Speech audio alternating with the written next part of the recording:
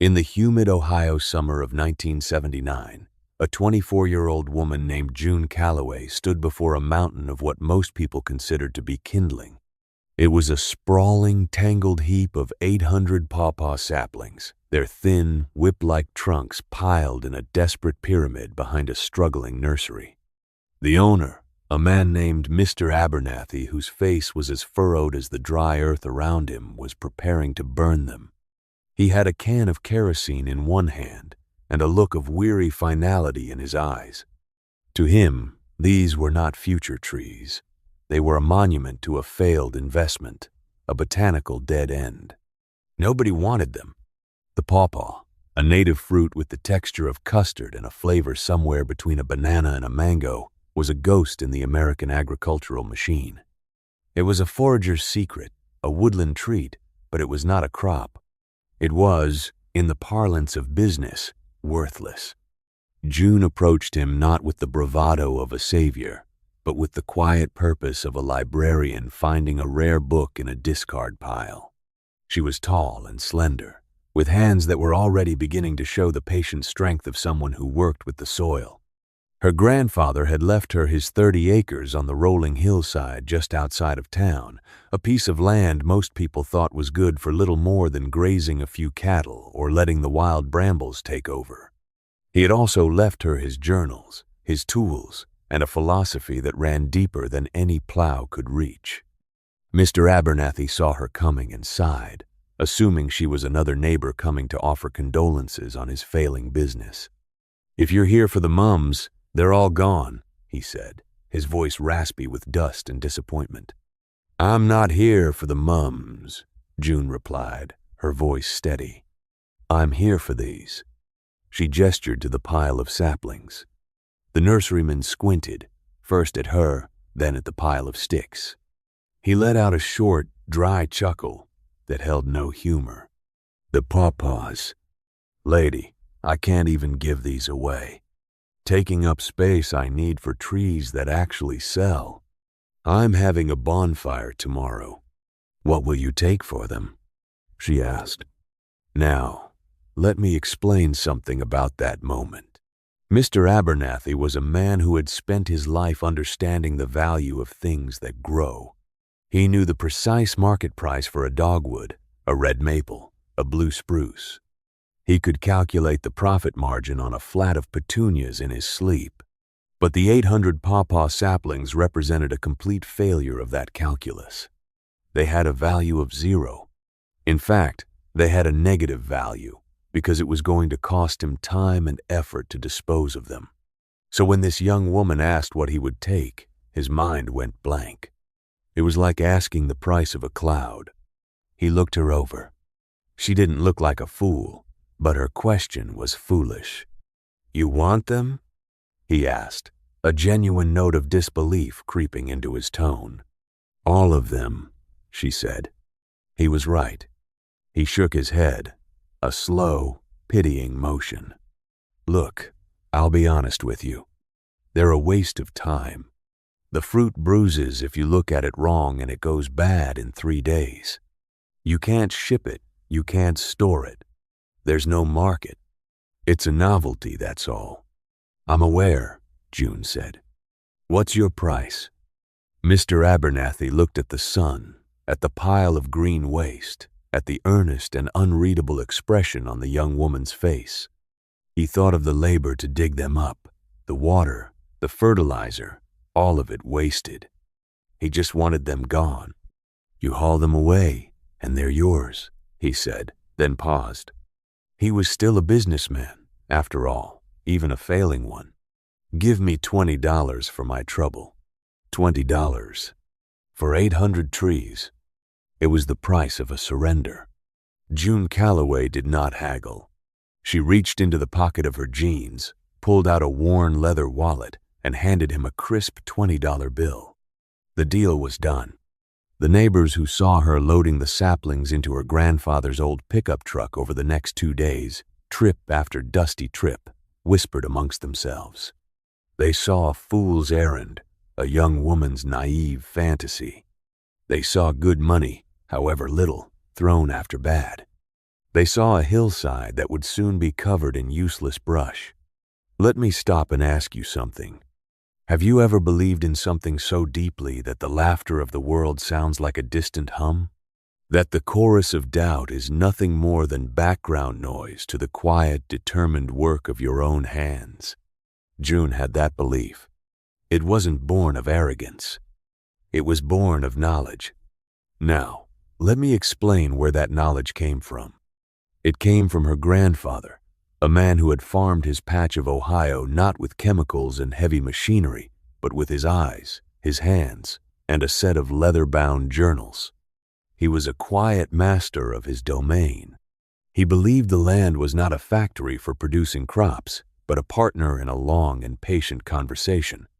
He had taught June to read the soil like a book, to understand the language of the wind in the trees, and to see the value in things that conventional wisdom had discarded. His journals were her inheritance, more valuable than the deed to the land itself. They were filled not with planting schedules and profit margins, but with observations. The 10th of May, 1952, one entry read, "The pawpaws in the lower creek bed are in bloom. A strange maroon flower smells like fermenting fruit. Traz, the flies love 'em, not the bees. Nature has a reason for everything." Another, from a decade later, the 21st of September 1963. "Harvested a bushel of pawpaws today. The flavor is best after a cool night, but before the sun gets too high. The skin turns a mottled yellow-brown just before it's perfect. The flesh is like a custard made by the earth itself. Cannot be sold. This is a gift you have to be here to receive." He had taught her that the pawpaw's greatest weakness, its impossibly short shelf life, was also its most profound truth. It was a fruit that demanded presence. It could not be shipped, packaged, and forgotten in a warehouse for weeks. It had to be eaten close to the branch, close to the soil, close to the moment it was born. It was a fruit that resisted the very machinery of modern commerce. Her grandfather saw this not as a flaw, but as a kind of integrity.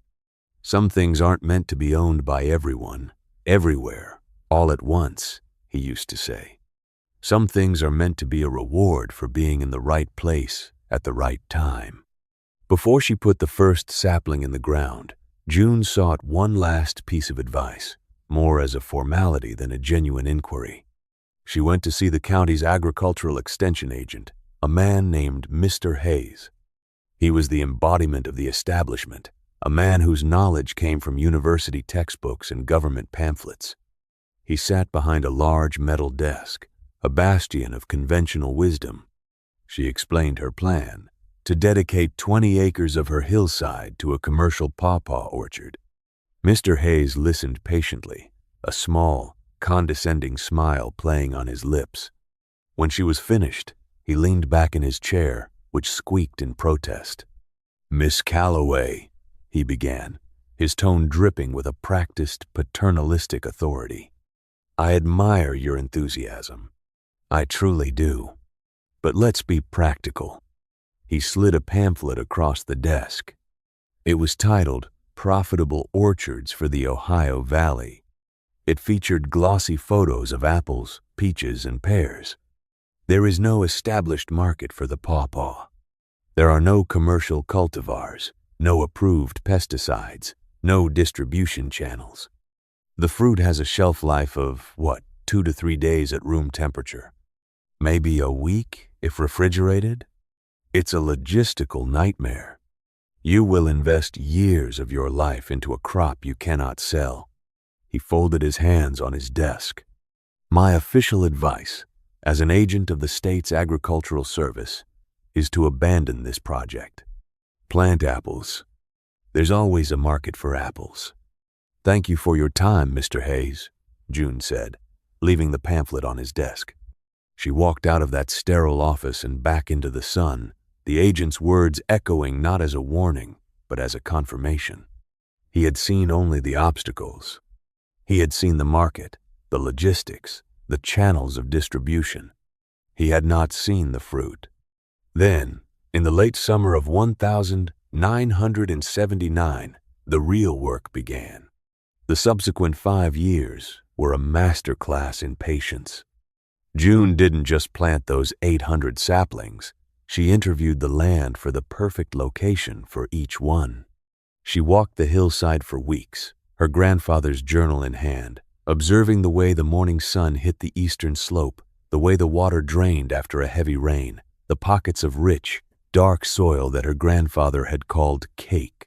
She planted them not in brutally straight, mechanical rows, but in gentle, sweeping arcs that followed the contours of the land. The neighbors saw a haphazard mess. June saw a collaboration. The first year was about survival. 100 saplings didn't make it through the first winter. They were the weak, the ill-sighted, the ones the land itself rejected. June did not mourn them. She learned from them. She noted in her own journal which ones failed and why. Too much clay, she wrote of one section. Not enough morning light, she wrote of another. The land was teaching her, and she was a devoted student. The second and third years were a slow, quiet conversation. She learned the tree's language. A slight yellowing of the leaves meant a thirst for nitrogen. A curling at the edges spoke of a lack of magnesium. She didn't use harsh commercial fertilizers. She nurtured a compost pile with the devotion of a chef tending a sourdough starter, creating a rich, black humus that she fed to her trees by the shovelful. The soil, which had been dormant and compacted, began to wake up. It grew darker, richer. The earthworms returned. The soil was alive, and it remembered how to care for its own. During this time, the whispers of the community continued. Calloway's folly, they called her hillside. They saw her out there, day after day, often on her hands and knees, tending to what they still considered weeds. They saw a woman wasting her youth and her inheritance on a ghost fruit. She was an object of pity and a source of local amusement. She knew they were talking. She heard the murmurs when she went to the store for supplies. But their voices were distant. The only voices that mattered were the whisper of the wind through the young leaves and the remembered wisdom of her grandfather. There was a moment of private doubt. It came in the spring of the 4th year. A late, vicious frost descended upon the valley, a crystalline blanket of death for young buds. June awoke to a world of shimmering white and a deep sickness in her stomach. She walked the rows of her young orchard, and every tree was adorned with the blackened, shriveled remains of what should have been flowers. An entire year's potential crop, gone in a single night. She sat on the porch of the small house her grandfather had built, the silence of the dead blossoms pressing in on her. Let me stop and ask you something. What do you do when the thing you have poured your soul into is threatened with annihilation by a force you cannot control? Do you surrender? Do you curse the heavens? June did neither. She went inside and opened her grandfather's journal to a page marked with a faded ribbon. The 18th of April, 1948, the entry began. Hard frost last night. Lost the apple blossoms. All of them. The pawpaws in the woods, however, are fine. Their flowers are smarter.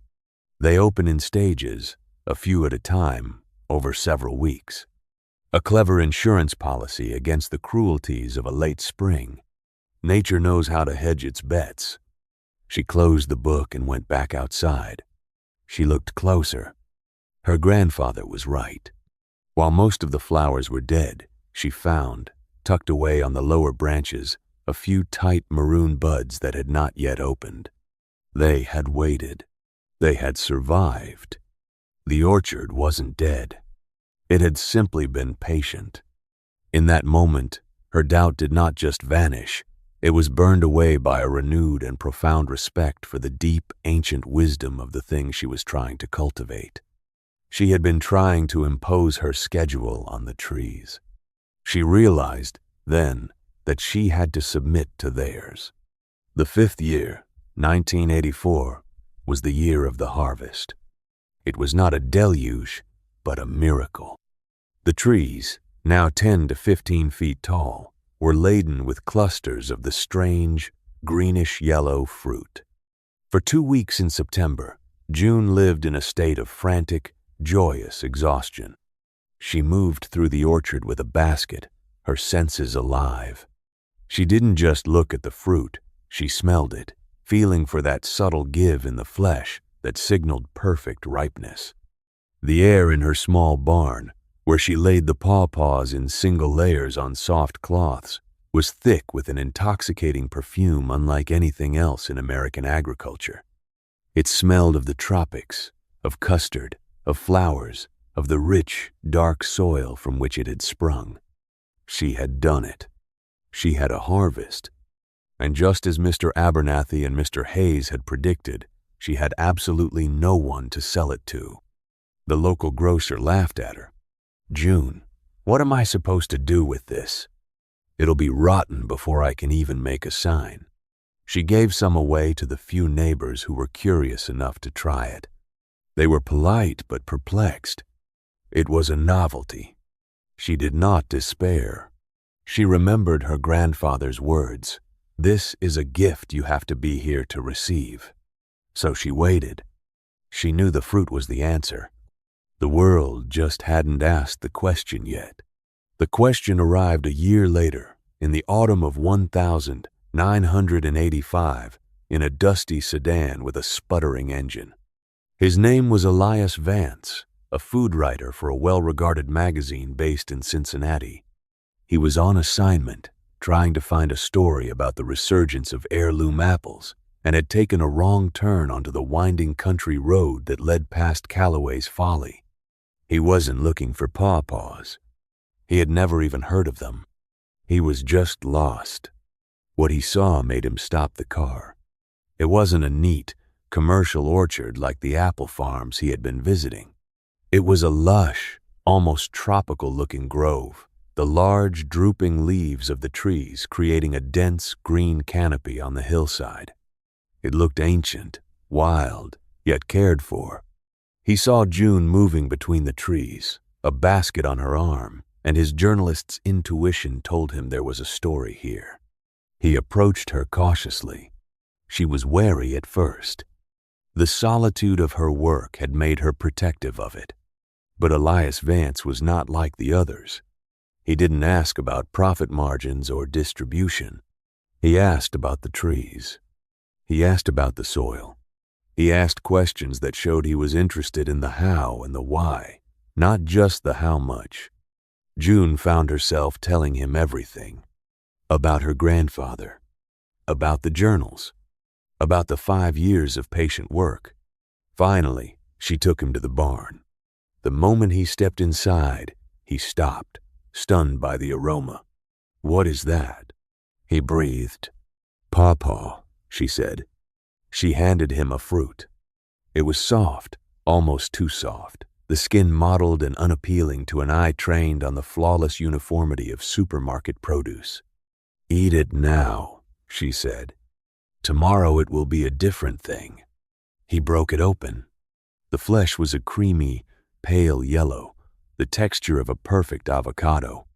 He took a bite, and in that moment, the world shifted for him. Let me tell you, the flavor of a truly perfect pawpaw, eaten within hours of being picked from the tree, is a revelation. It was not just a taste, it was a story of the American forest, of forgotten flavors, of a richness that had been paved over by progress. It was mango and banana, yes, but also hints of vanilla, of melon, of a floral spice that had no name. It was complex, profound, and utterly unique. Elias Vance stayed for 2 hours.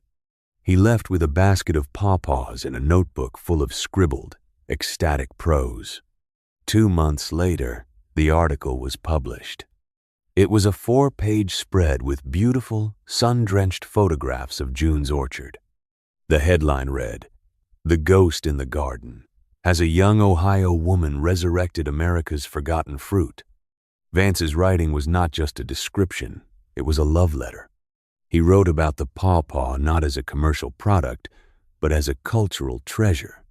He described the flavor in such vivid, compelling terms that you could almost taste it on the page. He wrote about June not as a quirky hobbyist, but as a visionary, a land whisperer who had succeeded where agribusiness had never even bothered to try.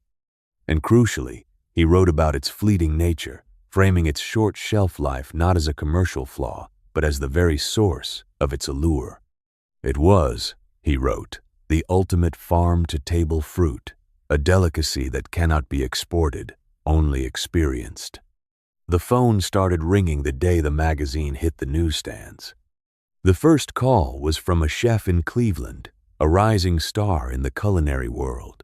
"I read the article," he said, his voice urgent. "I need to get some of your pawpaws. I don't care what they cost."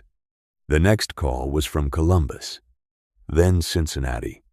Then, a week later, the calls started coming from farther away. Chicago, Philadelphia, New York. These were not produce brokers or grocery chain buyers. They were chefs, the high priests of the burgeoning American fine dining movement. They understood scarcity. They understood terroir. They heard 2-day shelf life and they didn't hear a problem. They heard exclusivity. They wanted the story as much as they wanted the fruit. They wanted to put Calloway's pawpaws on their menus. June was overwhelmed. Her modest harvest, which had seemed so abundant just weeks before, was suddenly precious and finite. She could not supply them all. She found herself in the astonishing position of putting world-renowned chefs on a waiting list. She set a price that reflected the years of work, the rarity, the sheer integrity of the fruit. No one argued. They paid, and they paid gladly. They sent refrigerated trucks to her dusty country road to pick up their precious cargo, handling the boxes with the reverence usually reserved for white truffles or fine caviar. The neighbors stopped whispering. Their pity turned to a kind of baffled awe. Calloway's Folly was now the most famous piece of land in the county. The cars that drove slowly past were no longer driven by locals, but by curious foodies and journalists hoping to catch a glimpse of the woman who had cultivated a ghost. And what of Mr. Abernathy? Let me tell you about him. His nursery had not recovered. It had limped along, another victim of changing times and the iron fist of the market. One cool October morning, about a year after the article came out, he was sitting at his worn kitchen table, nursing a cup of coffee. His wife had bought the magazine at the grocery store and left it on the table. He'd ignored it for days. But that morning he picked it up. He saw her face first. June Calloway, standing in her orchard. She looked the same, but different. The quiet uncertainty he remembered was gone, replaced by a deep, calm confidence. She stood among her trees as if she were a part of them. He began to read the article. He read about the flavor, about the years of work, about her grandfather's wisdom. He read the quotes from the famous chefs. He saw the prices they were willing to pay, prices per pound that were higher than what he sometimes got for an entire tree. He put the magazine down on the table. He did not swear. He did not cry out. He sat there in the quiet of his kitchen and felt the full weight of that summer day years ago. He saw the mountain of saplings, saw the kerosene can in his hand, heard the dismissive chuckle in his own voice. He saw the $20 bill she had given him. He had sold a forest for the price of a cheap dinner. He had been standing on a gold mine and had declared it a wasteland. He hadn't just been wrong about the pawpaw. He had been wrong about everything. He had listened to the market, and the market had lied. She had listened to the land, and the land had told her the truth. He looked out his window at his own rows of predictable, profitable, and entirely unmagical maple trees, and for the first time in his life, he understood the difference between a price and a value. The narrative jumps forward now, 2 decades. June Calloway is no longer the underestimated young woman.